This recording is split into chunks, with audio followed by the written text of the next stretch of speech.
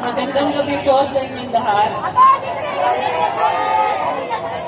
Magandang gabi sa ating mga kapulisan.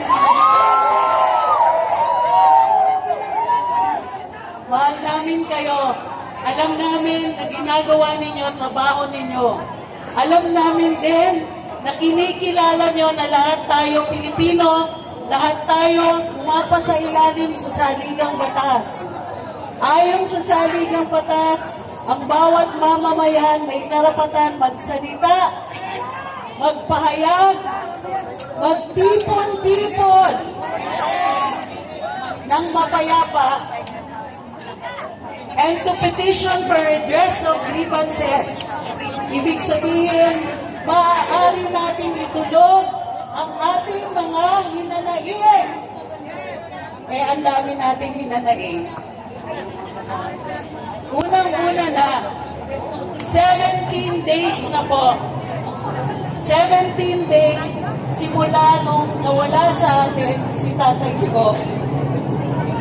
17 days tayong hindi niya kapiling, 17 days tayong walang sinasandalan. Pero andito tayo ngayon, hindi lang dahil birthday niya. Pero para ipaalala dun sa mga nakatira sa tabing Pasig, na naaalala natin ang turo sa atin na bahagi tayo ng isang sambayanang may mga karapatan sa ilalim ng saligang batas.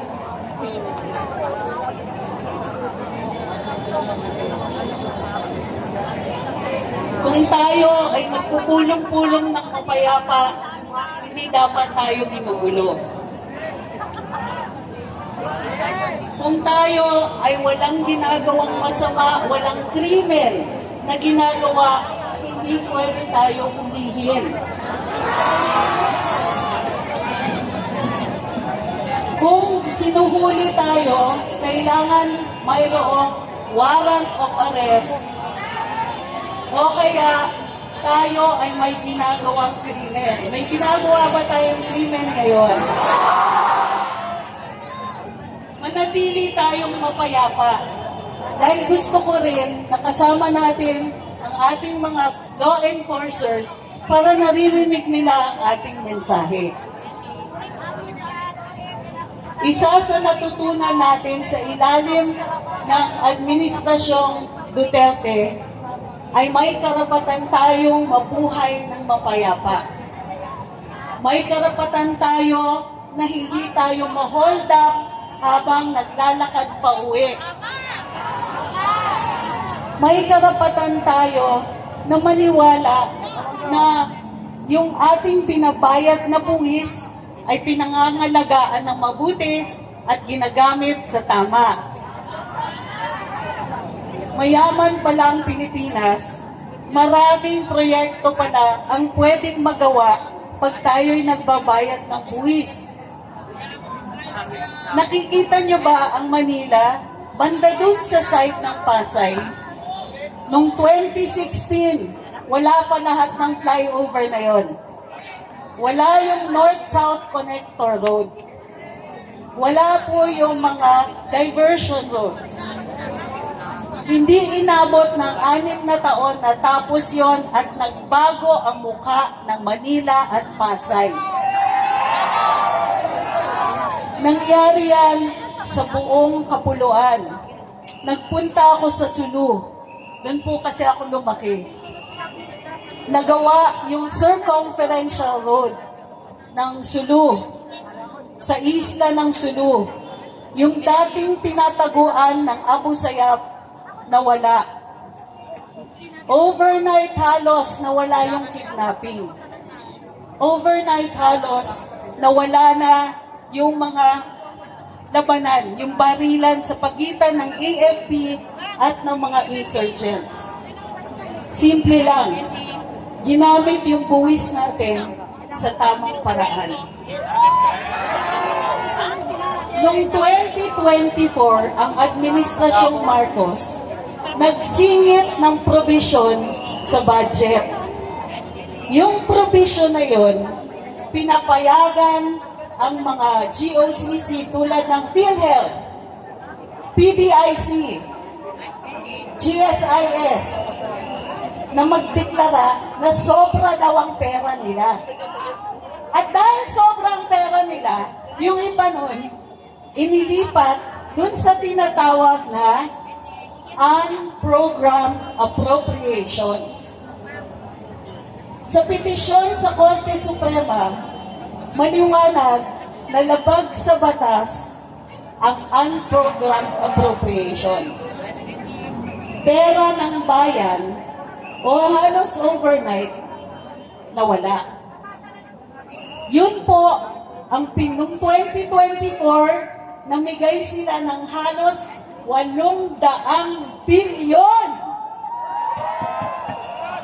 ng pera natin na di umano'y ginamit sa ayuda. Wala akong pandemya, walang epidemic. Hindi ito yung ginamit nilang sagot sa kahirapan. Nawalan tayo o nabawasan ng matindi ang nilaan na pera para sa healthcare. Kung kayo po ay nakakaranas ng sakit, may karamdaman, nung panahon ni Duterte, mayroong zero billing. Uuwi ka, wala kang binayad, kahit 5. Dahil sa budget ng 2024, kahit yung mga 4Ps, hindi na po nakakaranas ng libreng gamot o pagpapagamot.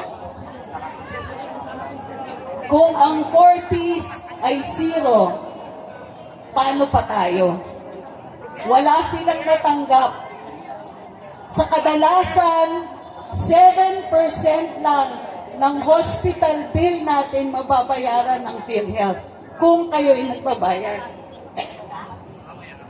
Ibig sabihin, sa 100,000 pesos na hospital bill nyo, ang sasagutin ng PhilHealth, 7,000 lang. Maswerte pa tayo. Kasi sa 4Ps, kahit malubha ang sakit, tatanggihan sila ng ospital. Ang laki naman ng diferensya nun sa panahon na pwede kang pumasok sa ospital at uuwi nang ginamot ka na at wala kang babayaran. Maraming salamat sa pagbabayad ng buwis at sa maayos na paggamit nito. Ngayong 2025, mas malala ang ginawa nila sa budget natin. Marami nang naligaw. Nasa Korte Suprema ang petisyon at dinidinig. Pero pag naririnig natin yung oral arguments, lumalala ng lumalala ang nakikita natin. Ang dami pala nating pera. Ang dami pala nating pera na hindi nagamit sa tama. Sinong may kasalanan?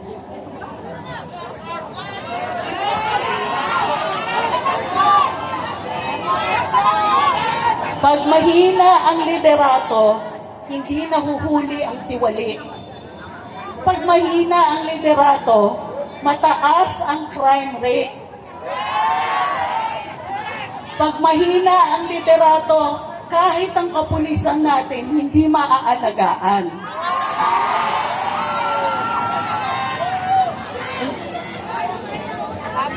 Maniwala man kayo o hindi, mga kawani ng PNP, pag nagpupulong kami ng ganito, pati kayo iniisip namin. Iniisip namin ang mga pamilya ng bawat Pilipino. Mga bata na maswerte tayo kung may natututunan pa sila. Bawas ang budget sa edukasyon. Iniisip namin ang mga magulang ninyo, tumatanda na, pero ang laki ng medical expenses. Iniisip namin lahat ng ibang mga kababayan natin na walang trabaho. ang mga OFWs nangungulila, hindi makauwi kasi ang mahal ng bilihin dito. Araw-araw inaalala natin, tinitignan namin, minomonitor namin ang presyo ng bigas. Halos buwan-buwan pinapangakuan tayo na aasikasuhin yung pagkain. Kayo ba? Naramdaman niyo na ba? Kamusta ang bilihan ng bigas? Kamusta ulam? Ang gulay nabubulok doon sa mga inani ng ating magsasaka. Pero pagdating dito sa Metro Manila, ubod ng mahal. Binabaan ng Presidente ang taripa sa pag-import ng pagkain. Tiba-tiba ang importers, pero ang mahal pa rin ang pagkain natin. Pag mahina ang liderato, gutom tayo. Magkano ang presyo magkano ngayon ang tubig? Magtataas na naman sila. Kamusta naman yung budget? Ang sweldo nyo ba tumaas? Ang pensyon nyo ba tumaas? Kamusta ang negosyo?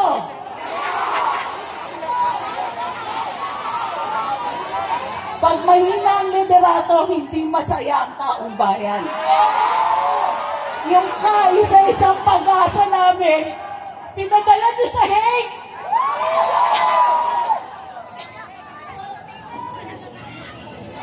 Dahil birthday ni Tatay Digong, alam-alam sa kanya, mangako tayo. Tatay Digong, ang pangako namin, ipaglalaban namin yung saligang batas. Pag sinunod ito, walang magugutom eh. Kasi hindi nanakawin yung pera. Pag sinunod natin ito, hindi tayo matatakot maglakad pa uwi. Sabihin. Kasi bababa yung crime rate eh.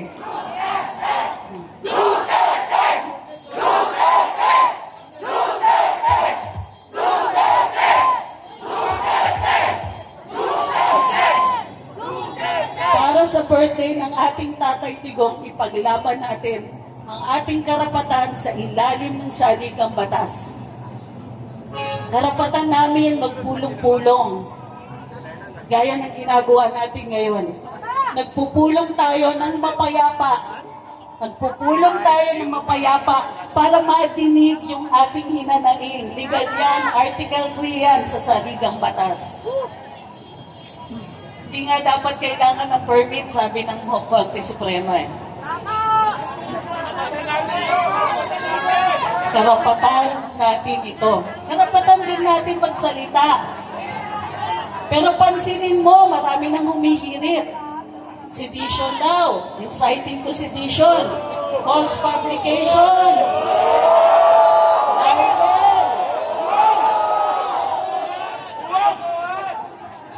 Kalokohan talaga.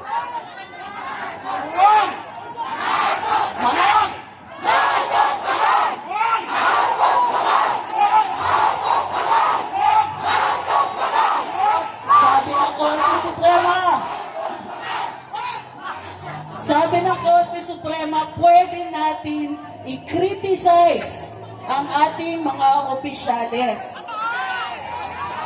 Sabi ng Korte Suprema, kahit nagkamali tayo sa ating kritisismo, okay lang yun. Bawal ang balat sibuyas. Pero araw-araw, nakakarinig tayo na gusto daw nilang patahimikin kami. Tayo, yung mga vloggers, kayo mga nagko-komento, gusto nila tumahimik tayong lahat. Masyado na kasing masakit. Masakit ang katotohanan.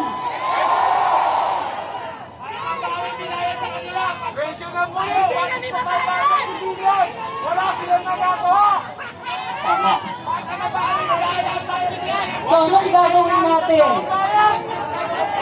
Ituloy natin ang paggamit natin sa ating karapatan magsalita, magpahayag, magpulong-pulong. Gawin natin until sila ang makinig sa atin. Isa pa, tandaan natin, tayo ang naghalal. Ang boses ng masa, boses ng Diyos. Boses ng autoridad. Boses ng saligang batas. Boses ng hari. Tayo ang autoridad. Tayo ang nagluklok sa kanila sa pwesto. Ang pagsasalita natin ay dapat pinakikinggan. Hindi tayo dapat pinapatahimik. Alam niyo kung ano yung pinakaayaw nilang marinig? Yung katotohanan at yung isang pangalan. Anong pangalan yun?